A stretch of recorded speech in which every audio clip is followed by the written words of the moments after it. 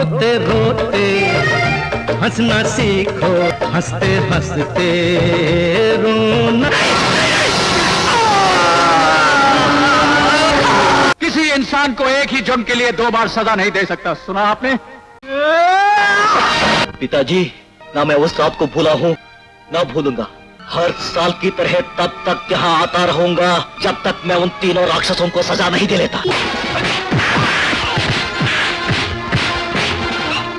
आप लोग द्रौपदी चीरहरण वाला सीन करने जा रहे थे ना, उसमें तो आपको कृष्ण भगवान की भी जरूरत पड़ी। वो आजकल जरा पॉलिटिक्स में बिजी हैं, इसलिए मैं आ गया। ये अंधा कानून है, ये अंधा कानून। दोस्तों, आपने बॉलीवुड और साउथ की फिल्मों में एक ये बड़ा अंतर जरूर नोटिस किया होगा कि साउथ की फिल्मों में हीरो के लुक, पर्सनालिटी और कलर के ऊपर बहुत ज्यादा ध्यान नहीं दिया जाता है। वहाँ इन सारी चीजों के अलावा केवल और केवल हीरो की बेहतरीन एक्टिंग के ऊपर ध्यान दिया जाता है।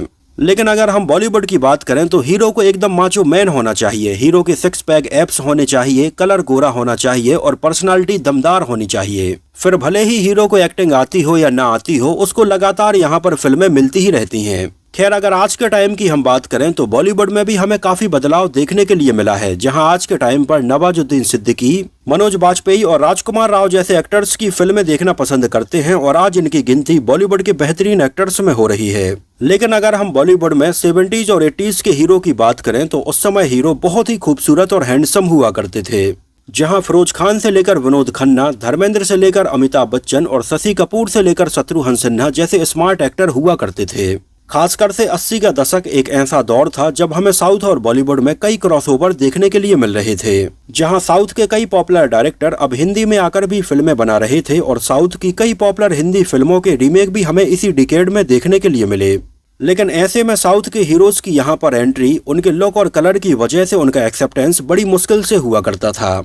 जहां 80 के दशक में तमिल सिनेमा के 2 बड़े सुपरस्टार्स कमल हसन और रजनीकांत ने बॉलीवुड फिल्मों में डेब्यू किया। कमल हसन साल 1981 में आई फिल्म एक दूजे के लिए में नजर आए तो रजनीकांत हमें साल 1983 में आई फिल्म अंधा कानून में नजर आए, जहां रजनीकांत का नेचुरल कलर डार्क है और ये बात सबको पता है क्योंकि वहां की जलवायु ही कुछ ऐसी है।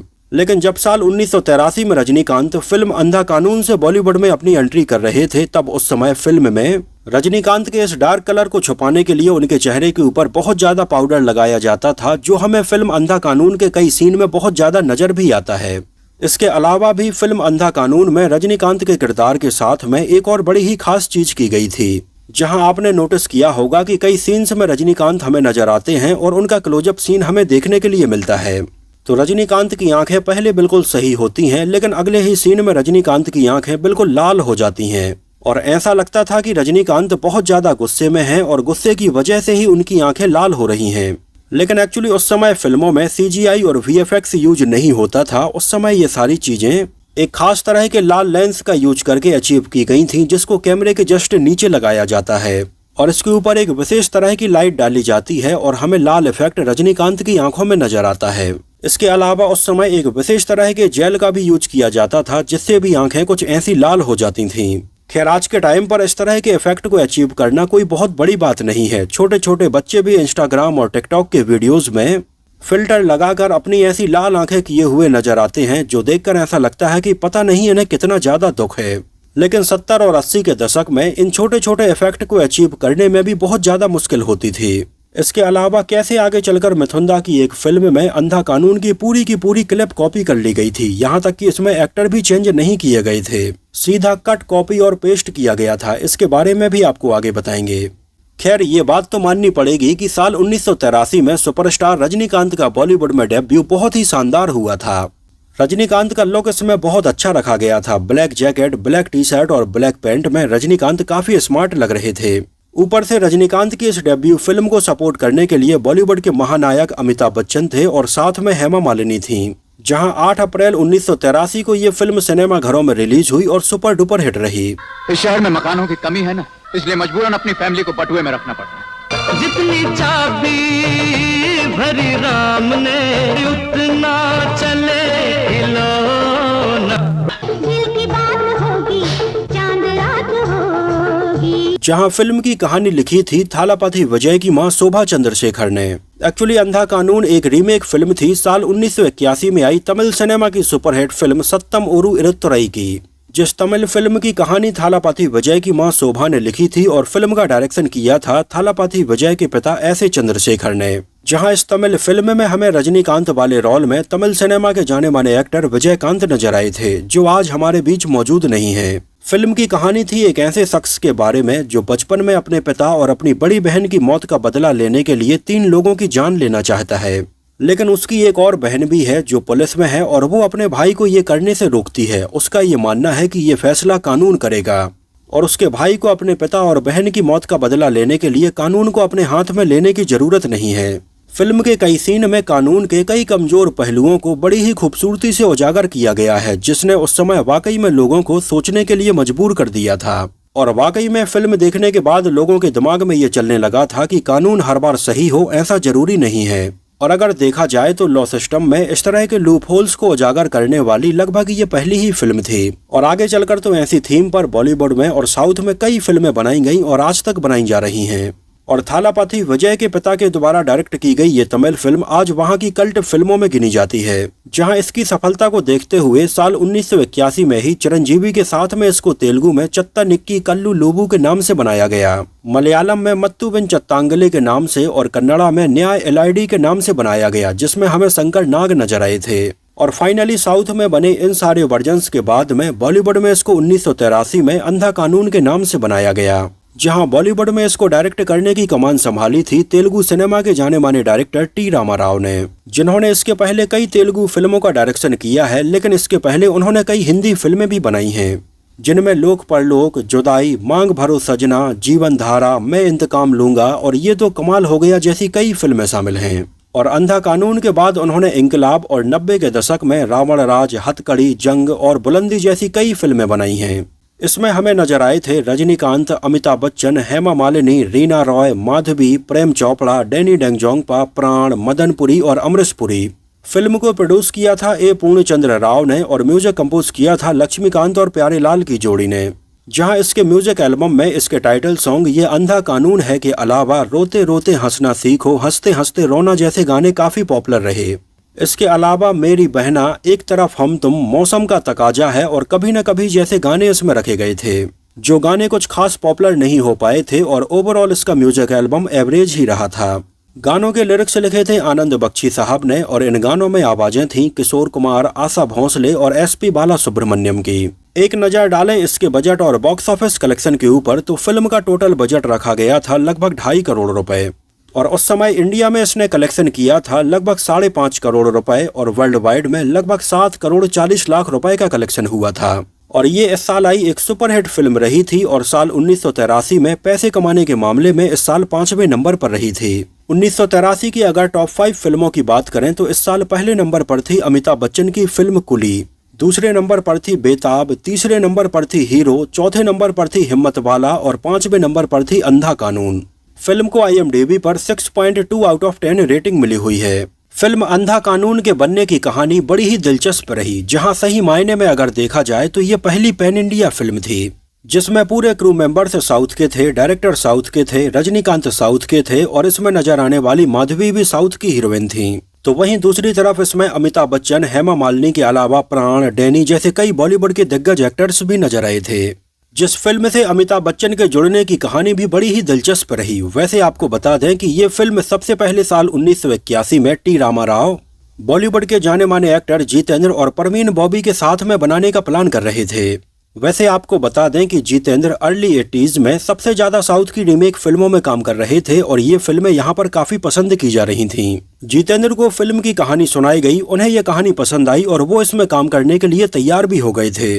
लेकिन उस समय जितेंद्र इसमें काम करने के लिए काफी ज्यादा फीस की डिमांड कर रहे थे और ऐसा इसलिए भी था क्योंकि जितेंद्र इसके पहले फिल्म मेकर्स के साथ में लोक परलोक और जुदाई जैसी सुपरहिट फिल्मों में काम कर चुके थे। इस वजह से जितेंद्र को ये लग रहा था कि इस फिल्म के लिए मेकर्स उन्हें ज्यादा फीस देंगे, लेकिन फिल्म मेकर्स उन्हें ज्यादा फीस देने के लिए तैयार नहीं हुए और नतीजा ये हुआ कि जितेंद्र ने ये फिल्म छोड़ दी थी। वैसे ये 1981 की बात है। तो उसी साल तमिल के जाने माने एक्टर कमल हसन की हिंदी डेब्यू फिल्म एक दूजे के लिए रिलीज हुई और यहाँ पर इसको बहुत ज्यादा पसंद किया गया और उस समय इसी की सफलता को देखते हुए फिल्म मेकर्स ने यह डिसाइड किया कि वो अपने तमिल के हीरो को ही बॉलीवुड में लॉन्च करेंगे। और उस समय तमिल के दो टॉप एक्टर थे, एक कमल हसन और दूसरे रजनीकांत। तो कमल हसन बॉलीवुड में अपना डेब्यू कर ही चुके थे और अब इसके मेकर्स फिल्म अंधा कानून से रजनीकांत को बॉलीवुड में लॉन्च करने की तैयारी करने लगे और रजनीकांत भी इसमें काम करने के लिए तैयार हो गए। हालांकि पहले जब इसमें जितेंद्र काम कर रहे थे तो उनके साथ में परवीन बॉबी को साइन किया जा रहा था, लेकिन जब जितेंद्र ने ये फिल्म छोड़ दी तो परवीन बॉबी ने भी ये फिल्म छोड़ दी थी। और परवीन बॉबी का इस बारे में ये कहना था कि जब जितेंद्र इसमें काम करेंगे तभी वो इसमें काम करेंगी, तमिल के किसी नए हीरो के साथ में वो ये फिल्म नहीं करेंगी। और इसके बाद ये फिल्म ऑफर हुई रीना रॉय को, जिन्होंने जस्ट देखा ही था कि कमल हसन एक दूजे के बाद कितने बड़े स्टार बन गए थे। इस वजह से रीना रॉय तमिल के अगले बड़े हीरो के साथ में ये बॉलीवुड फिल्म करने के लिए बहुत ज्यादा एक्साइटेड थीं। वैसे आपको बता दें कि रीना रॉय को इसमें अमिताभ बच्चन के अपोजिट माधवी वाला रोल भी ऑफर किया गया था और रीना रॉय वाला रोल भी ऑफर किया गया था, लेकिन रीना रॉय उस समय तमिल के बड़े एक्टर के अपोजिट ही काम करना चाहती थीं। इस वजह से उन्होंने रजनीकांत के अपोजिट वाले रोल को एक्सेप्ट कर लिया। अब अमिताभ बच्चन फिल्म से कैसे जुड़े, इसके पीछे का किस्सा और भी दिलचस्प है। एक्चुअली जितेंद्र के द्वारा फिल्म के लिए मना कर देने के बाद में एक समय उनकी जगह पर मिथुन दा को भी अप्रोच किया जा रहा था और ये प्लान हो रहा था कि अमिताभ बच्चन इसमें हमें कैमियो करते हुए नजर आएंगे और मिथुन दा रजनीकांत वाले रोल में नजर आएंगे। लेकिन कहा जाता है कि उस समय अमिताभ बच्चन ने ही रजनीकांत के लिए सपोर्ट किया और इसके मेकर्स से बोला कि इसमें उन्हें रजनीकांत को ही साइन करना चाहिए। और उस समय किस तरह से अमिताभ बच्चन ने फिल्म के लिए रजनीकांत की सिफारिश की थी, इस बारे में आगे चलकर रजनीकांत ने ही अपने एक इंटरव्यू में भी जिक्र किया था। वैसे आपको बता दें कि पहले फिल्म में ये कैमियो बहुत ही छोटा होने वाला था, लेकिन जब अमिताभ बच्चन फिल्म से जुड़ गए तो इस कैमियो को और ज्यादा बढ़ा दिया गया। ये लगभग 1969 और 70 के आसपास की बात है, जब अमिताभ बच्चन बॉलीवुड फिल्मों में आने के लिए काफी स्ट्रगल कर रहे थे और उस समय उनकी लाइन से कई फिल्में फ्लॉप रही थीं। और उसी टाइम पर अमिताभ बच्चन और जया भादुड़ी के साथ में एक फिल्म बन रही थी जिसका टाइटल होने वाला था एक था चंदर एक थी सुधा। ये कहानी धर्मवीर भारती के द्वारा लिखे गए नोवेल गुनाहों के देवता पर आधारित होने वाली थी, जिसमें चंदर और सुधा की कहानी हमें देखने के लिए मिलती है। फिल्म को बड़े जोर शोर से अनाउंस किया गया था, यहाँ तक कि इलाहाबाद में फिल्म की लगभग 5 से 6 रील तक की शूटिंग भी हो गई थी। लेकिन उस समय फिल्म के डायरेक्टर ये चाहते थे कि फिल्म की कहानी में थोड़ी बदलाव किया जाए, लेकिन धर्मवीर भारती इस बदलाव के लिए बिल्कुल भी तैयार नहीं थे। और उस समय इन दोनों के क्रिएटिव डिफरेंस के चलते ये फिल्म थोड़ी डिले हुई और बाद में चलकर बंद हो गई। एक्चुअली उस समय अमिताभ बच्चन बहुत बड़े स्टार नहीं थे, नहीं तो ये फिल्म जैसे तैसे करके कंप्लीट हो ही जाती। खैर, एक था चंदर एक थी सुधा फिल्म को बंद हुए लगभग 12 साल गुजर गए और आगे चलकर अमिताभ बच्चन बॉलीवुड के सबसे बड़े सुपरस्टार बन गए। तो उस समय प्रोड्यूसर ए पूर्णचंद्र राव ने यह डिसाइड किया कि उन्हें अमिताभ बच्चन से अपनी फिल्म में काम करवाना है। लेकिन ये वो समय था जब Amitabh Bachchan back to back कई फिल्में कर रहे थे और उनके पास में बिल्कुल भी समय नहीं था। तो उस समय प्रोड्यूसर ए पूर्णचंद्र राव को अमिताभ बच्चन की इस बंद हो चुकी फिल्म एक था चंदर एक थी सुधा के बारे में पता चला। तो वो इसके मेकर्स से मिले और उन्होंने इसके मेकर्स से मिलकर ये बोला कि उनके जितने भी पैसे फिल्म की शूटिंग में अभी तक लगे हैं वो पूरे पैसे उन्हें रिटर्न करेंगे। बस अमिताभ बच्चन ने इस फिल्म के लिए जो कॉन्ट्रैक्ट साइन किया था उन्हें वो कॉन्ट्रैक्ट चाहिए है और अमिताभ बच्चन के कुछ दिन अपनी फिल्म की शूटिंग के लिए चाहिए है। और इस तरह से लगभग 12 साल पहले बंद हो चुकी अमिताभ बच्चन की फिल्म एक था चंदर एक थी सुधा का ये कॉन्ट्रैक्ट प्रोड्यूसर ए पूर्णचंद्र राव को मिल गया। और इस कॉन्ट्रैक्ट की वजह से अमिताभ बच्चन प्रोड्यूसर ए पूर्णचंद्र राव से मिले और प्रोड्यूसर ए पूर्णचंद्र राव ने उनसे ये बोला कि वो चाहते हैं कि अमिताभ बच्चन उनकी फिल्म में काम करें। और उस समय अमिताभ बच्चन को उन्होंने ये ओरिजिनल फिल्म दिखाई और बोला कि अमिताभ बच्चन इसमें से किसी भी रोल को चुन सकते हैं। तो पूरी फिल्म देखने के बाद अमिताभ बच्चन को इसमें ये फॉरेस्ट ऑफिसर का कैमियो रोल पसंद आया और उन्होंने कहा कि वो इस रोल को चुनेंगे। हालांकि अमिताभ बच्चन को ये पता था कि फिल्म में ये रोल छोटा है, लेकिन उनके पास में इतनी ज्यादा डेट्स नहीं थी कि वो किसी बड़े रोल को चुन पाते। खैर, अमिताभ बच्चन जब इस कैमियो के लिए सिलेक्ट हो गए तब इस कैमियो को थोड़ी और बढ़ा दिया गया था और इस तरह से अमिताभ बच्चन फिल्म के लिए फाइनल हो गए थे। और वैसे आपको बता दें कि अमिताभ बच्चन ने उस समय फिल्म के लिए मात्र 6 दिनों ही शूटिंग की थी, जहां लगभग 2 लाख पर डे के हिसाब से अमिताभ बच्चन को दिहाड़ी के तौर पर लगभग 12 लाख रुपए दिए गए थे। हालांकि गौर करने वाली बात यह है कि मात्र 5 से 6 दिन ही फिल्म के लिए शूटिंग करने के बाद भी अमिताभ बच्चन फिल्म अंधा कानून में अच्छे खासे रोल में नजर आते हैं। और अंधा कानून में अपने सपोर्टिंग रोल के लिए अमिताभ बच्चन को इस साल बेस्ट सपोर्टिंग एक्टर के फिल्म फेयर अवार्ड में भी नॉमिनेशन मिला था, लेकिन अमिताभ बच्चन ये अवार्ड जीत नहीं पाए थे। इस साल ये अवार्ड मिला था फिल्म अर्थ सत्य के लिए सदाशिव अमरापुरकर को। अमिताभ बच्चन के अपोजिट इसमें उनकी पत्नी वाले रोल में जानी मानी तेलुगु एक्ट्रेस माधवी नजर आई थी, जो इसके पहले कमल हसन के साथ में फिल्म एक दूजे के लिए में भी नजर आ चुकी थीं और आगे चलकर अमिताभ बच्चन के साथ में फिल्म गिरफ्तार में और फिल्म अग्निपथ में भी वो हमें नजर आई थीं। इसके अलावा हेमा मालिनी जो उस समय बॉलीवुड की टॉप हीरोइन थी और उन्हें इसमें रजनीकांत की बहन वाले रोल में साइन किया गया था। और खास बात ये थी कि हेमा मालिनी के अपोजिट इसमें किसी भी हीरो को नहीं लिया गया था।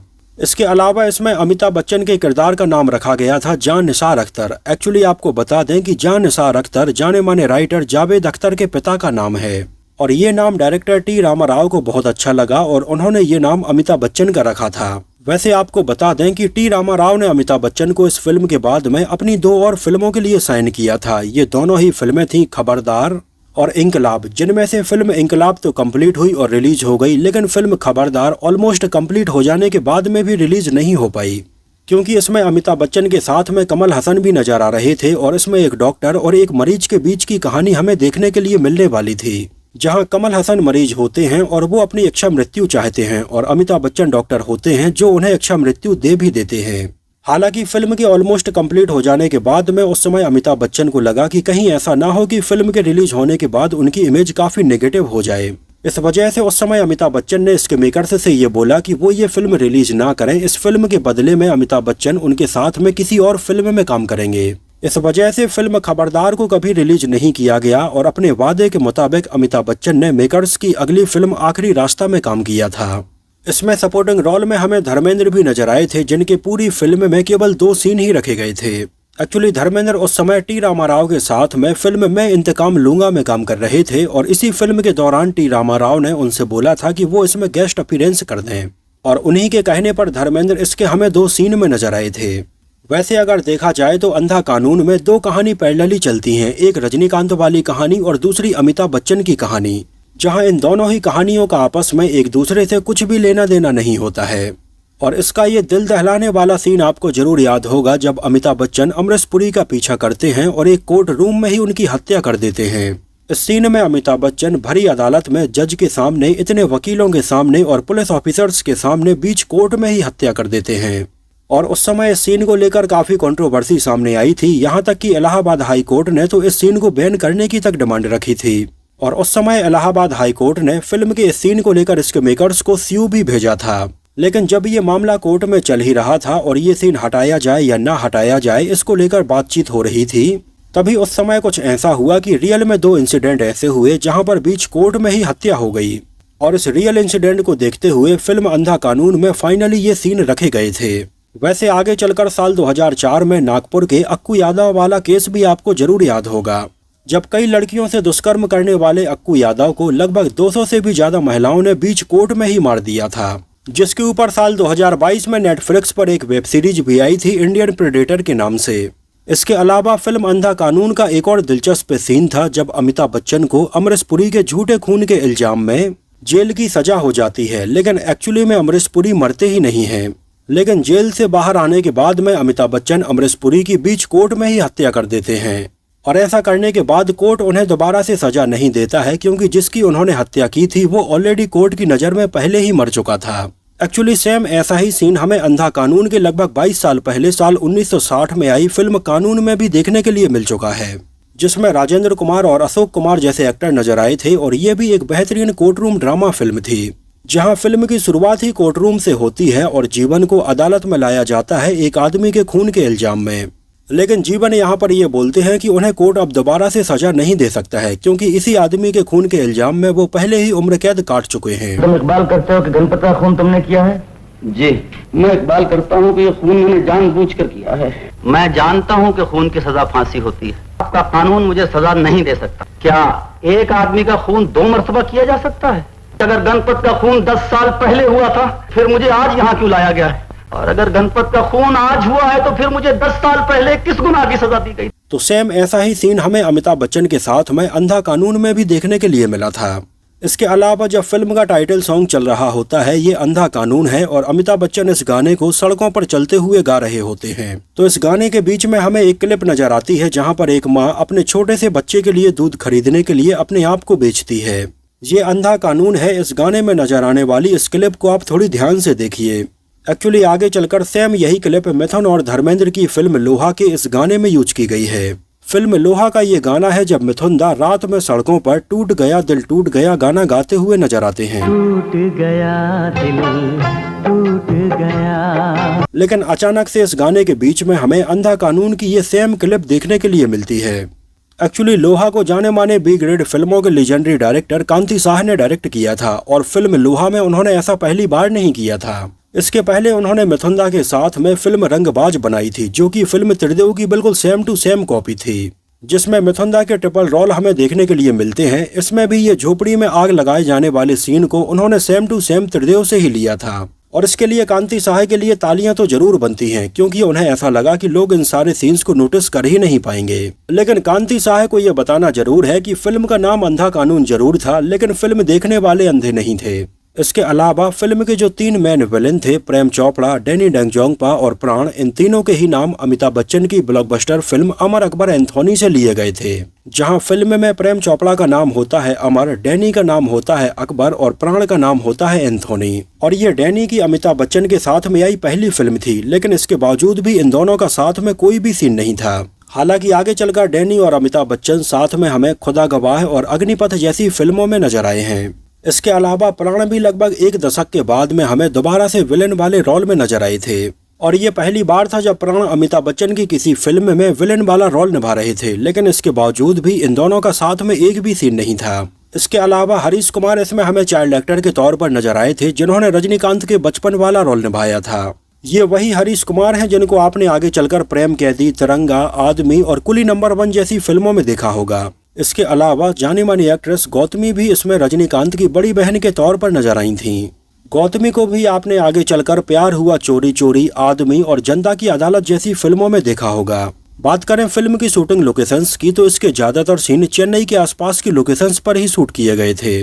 जैसे फिल्म का ये सीन जहां पर अमिताभ बच्चन अमरीश पुरी का पीछा करते हैं और कोर्ट में एंटर हो जाते हैं। एक्चुअली इस सीन को गवर्नमेंट म्यूजियम चेन्नई में शूट किया गया है।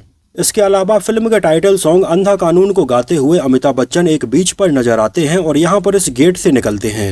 एक्चुअली इस सीन को Carl Smith memorial Chennai Tamil Nadu में शूट किया गया है। इसके अलावा अमिताभ बच्चन यही गाना गाते हुए हमें एक पुल के पास से गुजरते हुए नजर आते हैं। एक्चुअली ये चेन्नई का नेपियर ब्रिज है। इसके अलावा फिल्म का एक बहुत ही पॉपुलर गाना था, जितनी चाबी भरी राम ने उतना चले खिलौना, जिस गाने को लिखा था आनंद बख्शी साहब ने, लेकिन इस गाने के लिखने को लेकर वो आगे चलकर बहुत ज्यादा पछताए, क्योंकि आनंद बख्शी साहब ने इसमें अमिताभ बच्चन के किरदार का नाम जाने बिना और इस किरदार की सिचुएशन जाने बिना ही ये गाना लिख लिया था। लेकिन फिल्म में अमिताभ बच्चन का किरदार हिंदू नहीं था, उन्होंने मुस्लिम जानिसार खान का किरदार निभाया था और फिल्म में जानिसार खान नाम का मुस्लिम किरदार ये गाना गाते हुए नजर आता है कि जितनी चाबी भरी राम ने उतना चले खिलौना, जिस बारे में आनंद बख्शी साहब का ये कहना था कि उन्हें फिल्म में अमिताभ बच्चन के किरदार का नाम पता नहीं था, नहीं तो वो इसके लिरिक्स दूसरी तरह से लिखते। जितनी चाबी भरी राम ने उतना चले खिलौना।